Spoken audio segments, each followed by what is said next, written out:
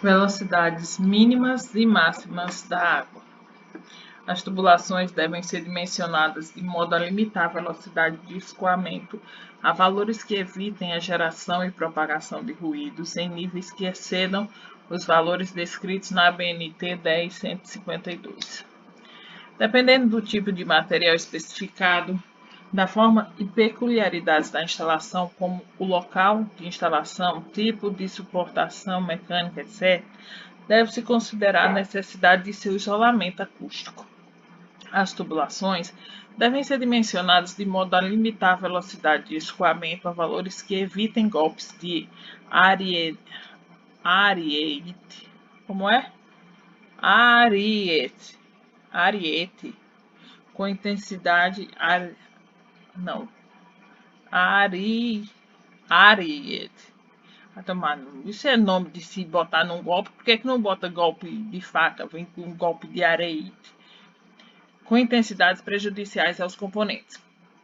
O dimensionamento da tubulação, assumindo um limite máximo de velocidade média da água de 3 metros por segundo, não evita a ocorrência de golpe de ariete, mas limita a magnitude dos picos de sobrepressão. A limitação da velocidade do escoamento não se aplica a trechos onde comprovadamente a tubulação não fique sujeita a golpes de ariete e seja dotada de meios adequados de isolação acústica, ou seja, alojada em local que minimize ou impeça a transmissão de ruídos. Para manter os níveis de ruído dentro dos limites definidos na ABNT 10152 e manter a integridade dos componentes, a velocidade do escoamento deve ser limitada a um valor que não provoque cavitação, particularmente em mudanças bruscas de direção e em reduções acentuadas de seção de escoamento em componentes que apresentem restrição local de seção, como válvulas redutoras de pressão e peças de utilização restritoras de fluxo, a exemplo de torneiras, torneiras de boia, registros do tipo globo, válvulas de agulha, válvulas de diafragma, entre outros. A velocidade da água na região de obturação de uma peça de utilização pode ser reduzida no projeto pela redução da pressão dinâmica da água no ponto de utilização correspondente. Pressões mínima e máxima do sistema de distribuição. A pressão dinâmica mínima da água atuante nos pontos de utilização deve ser aquela necessária para assegurar a vazão do projeto. A pressão dinâmica requerida para o adequado funcionamento da peça de utilização ou do correspondente aparelho sanitário, operando com vazão de projeto, pode ser obtida junto ao respectivo fabricante ou responsável pela colocação do produto no mercado nacional, ou a especificação técnica do componente. Alternativamente, pode ser obtido o fator de vazão da peça de utilização ou do aparelho sanitário, se este for constante para a faixa operacional de vazões previstas atendendo a relação KQ é igual a K raiz de P, em que Q é a vazão de projeto da peça de utilização ou aparelho sanitário expressa em litro por segundo. K é o fator de vazão do aparelho sanitário expresso em litro por segundo.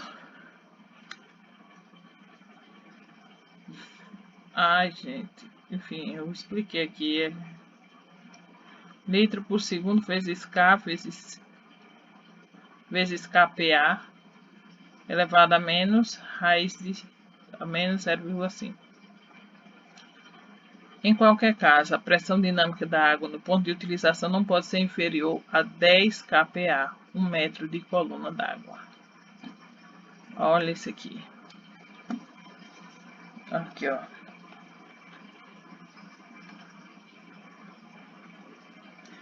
Isso aqui é importante. Em cada caso, em qualquer caso, a pressão dinâmica. Dinâmica é o que? A água está em movimento na tubulação, né? A pressão dinâmica da água no ponto de utilização, lá na torneira, não pode ser inferior a 10 kPa, ou 1 metro de coluna d'água. Significa o seguinte: se você pegou aqui a sua torneira e abriu, e você levantou a mangueira até a altura de 1 metro, tem que sair água nessa mangueira, entendeu? É isso que está dizendo, é pressão para que você consiga atingir a altura de 1 metro.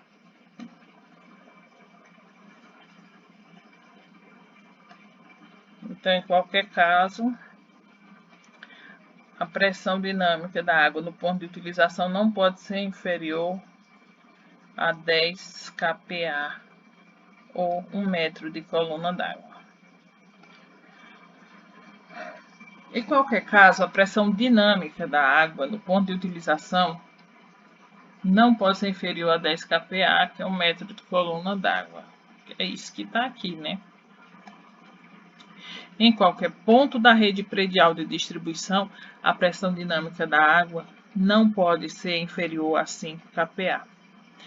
Então, veja assim, ó, na torneira, lá no ponto de utilização, que seja torneira, chuveiro, seja lá o que for, bacia sanitária, vaso sanitário, né?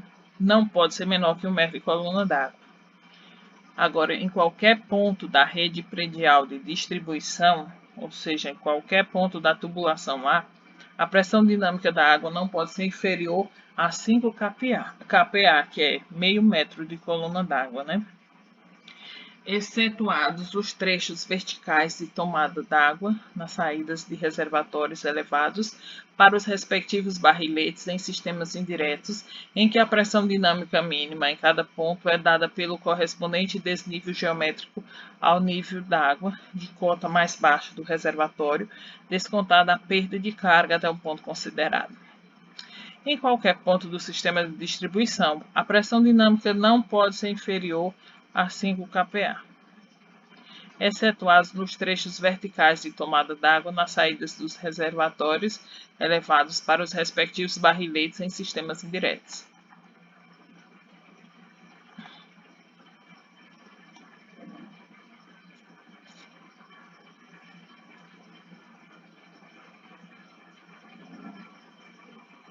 A pressão estática nos pontos de utilização não pode superar 400 kPa, 40 metros de coluna d'água. Então, você pode escrever assim, ó. A pressão, ela tem que ser maior ou igual a 5 kPa.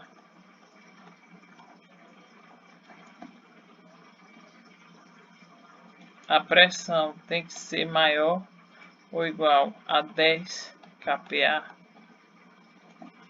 Aqui eu vou colocar assim. A pressão dinâmica, né? Pressão dinâmica, pressão dinâmica.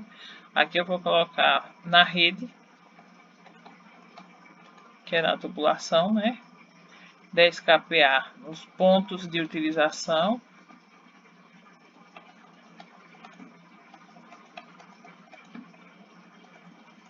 E aqui a pressão estática, no caso é PE, a pressão estática, nos pontos de utilização não pode superar 400 kPa, ou 40 metros de coluna d'água. Então, ela tem que ser menor ou igual a 400 kPa, que é 40 metros de coluna d'água. Pressão estática nos pontos de utilização.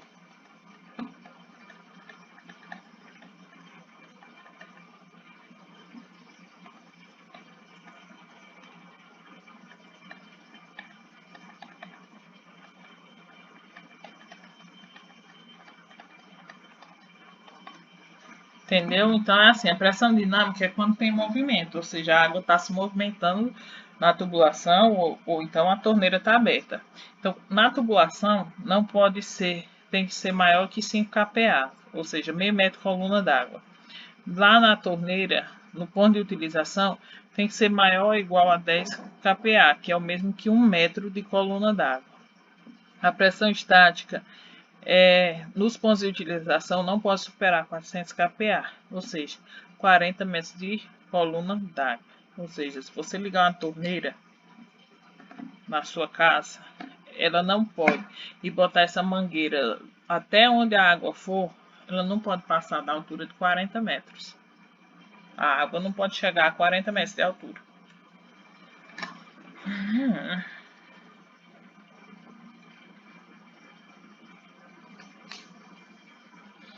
As pressões dinâmicas da água fria e quente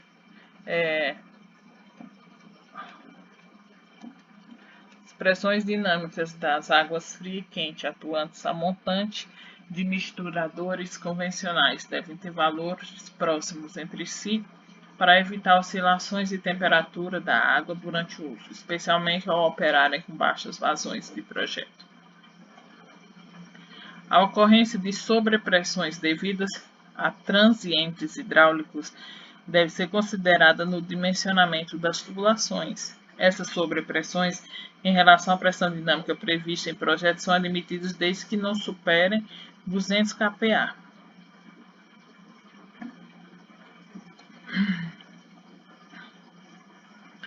Então, a pressão dinâmica, no ponto de utilização,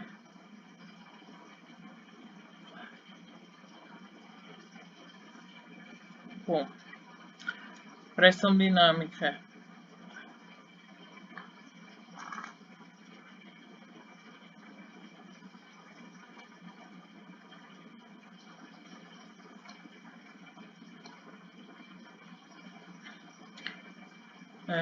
deve ser considerada o dimensionamento das tubulações. Essas sobrepressões em relação à pressão dinâmica prevista em projeto são admitidas desde que não supere 200 kPa.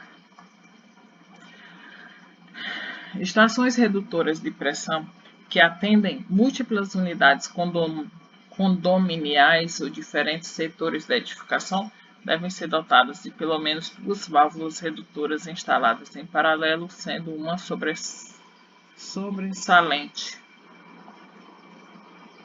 A exigência de 2 ou mais válvulas redutoras em paralelo não se aplica quando a válvula redutora de pressão não for instalada em estação redutora de pressão e se destinar a uma única unidade condominial ou a reduzir a pressão dinâmica para um dado setor do edifício ou trecho do respectivo sistema de distribuição ou ponto de utilização.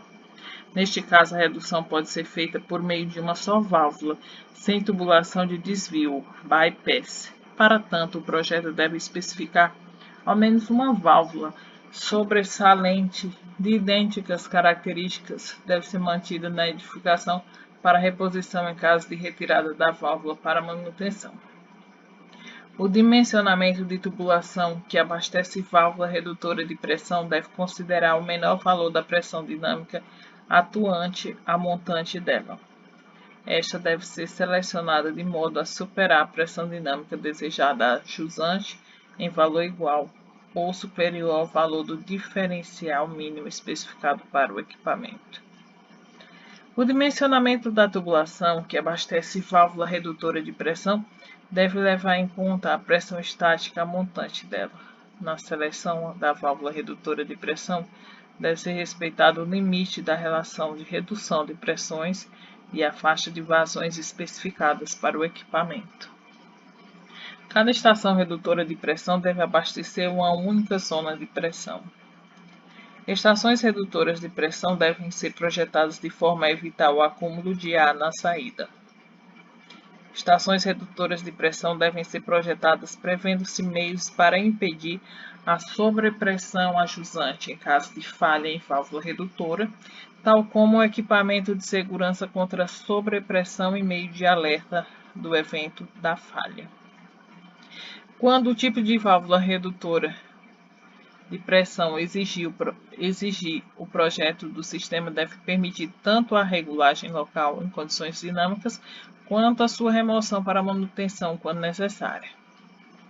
A estação redutora de pressão deve ser projetada em área comum, com acesso para operação e manutenção, em espaço dotado de meio de coleta e drenagem da água. Níveis de temperatura da água quente. Requisitos gerais. A temperatura da água no sistema de armazenamento e distribuição de água quente deve atender às necessidades dos usuários e aos usos pretendidos. Devem ser adotados materiais e componentes adequados ao valor máximo de temperatura que atenda à situação de operação normal e, quando aplicável, em processo de desinfecção. Deve ser previsto meio de alívio ou proteção dos componentes da tubulação, caso a temperatura da água ultrapasse o valor máximo previsto em projeto. Limitação da temperatura. Valores e limites da temperatura do sistema de armazenamento e de distribuição são funções das características dos sistemas de geração de calor, como eletricidade, gás solar, entre outros, do tipo de armazenamento, por exemplo, centralizado, distribuído, entre outros, e da estrutura de distribuição, trechos de tubulações que podem conduzir água com nível de temperatura acima de 70 graus devem ser identificados, isolados e protegidos. Limitação da temperatura dentro de ambientes sanitários. A temperatura da água em tubulações de distribuição de água quente dentro de ambientes sanitários dotados de misturadores convencionais deve ser limitada a 70 graus Celsius. Caso temperaturas superiores sejam adotadas, deve-se obrigatoriamente incluir meios de limitar a temperatura máxima da água fornecida aos pontos de utilização mediante recursos de segurança intrínseca com atuação automática. Prevenção contra escaldamento. O sistema predial de água quente deve ser projetado de modo a minimizar o risco de escaldamento. Tubulações de distribuição de água fria que alimentam aquecedores de água ou misturadores de água fria e quente não podem alimentar aparelhos sanitários cuja entrada em operação possa acarretar transiente de pressão ou escaldamento, como válvula de descarga e bacia sanitária. Em sistemas prediais de água quente, com aquecimento central coletivo ou central privado, uma mesma tubulação de distribuição de água fria pode alimentar tanto aquecedores de água quanto pontos de utilização de água fria, desde que não alimente aparelhos sanitários, cujo funcionamento possa causar transiente de pressão ou escaldamento. Quando o aquecedor ou sistema de aquecimento for alimentado por tubulação que se liga ao reservatório elevado de forma independente das demais tubulações do sistema de distribuição de água fria, deve-se prever meio para evitar o risco de escaldamento da eventualidade da ausência de abastecimento. Onde houver possibilidade de a temperatura da água quente ultrapassar 45 graus em pontos de utilização de água quente para uso corporal, deve-se empregar recurso de segurança intrínseca com atuação automática para limitar a temperatura a este valor. Nos pontos de utilização de água quente, que requerem uma atenção particular para o controle de temperatura, a exemplo de hospitais, escolas, jardins, infância, residências de idosos, etc., devem ser tomadas precauções para limitar automaticamente a temperatura máxima da água fornecida ao usuário de forma a reduzir o risco de escaldamento. Nos casos de duchas higiênicas, jardins de infância e determinadas clínicas e hospitais, a temperatura máxima de uso recomendada é 38 graus Celsius. Temperatura nas superfícies. Deve ser previsto isolamento térmico em superfícies expostas de componentes de sistema predial de água quente, reservatórios térmicos, trechos de tubulações e outros componentes, para evitar a ocorrência de possíveis queimaduras. Proteção dos componentes. Os componentes do sistema predial de distribuição de água fria devem ser projetados de modo a ficar convenientemente abrigados de fontes de calor internas e externas ao edifício, a exemplo da exposição direta à radiação solar, da proximidade excessiva de tubulações conduzindo água quente, do embutimento em pisos com painéis radiantes para calefação ambiente, onde necessário deve-se prever isolamento térmico adequado para estes componentes. Trechos de tubulações de água fria que estejam próximos ou cruzem tubulações de água quente devem ser protegidos contra a correspondente transmissão de calor. Prevenção de acidentes com temperaturas elevadas. Onde a temperatura do sistema de água quente puder exceder 90 graus Celsius, Devem ser tomadas precauções para evitar consequências danosas ao sistema e aos usuários. Os sistemas de aquecimento devem conter dispositivos de controle operacional necessários ao seu funcionamento seguro. Dispositivos e meios de segurança devem estar acessíveis.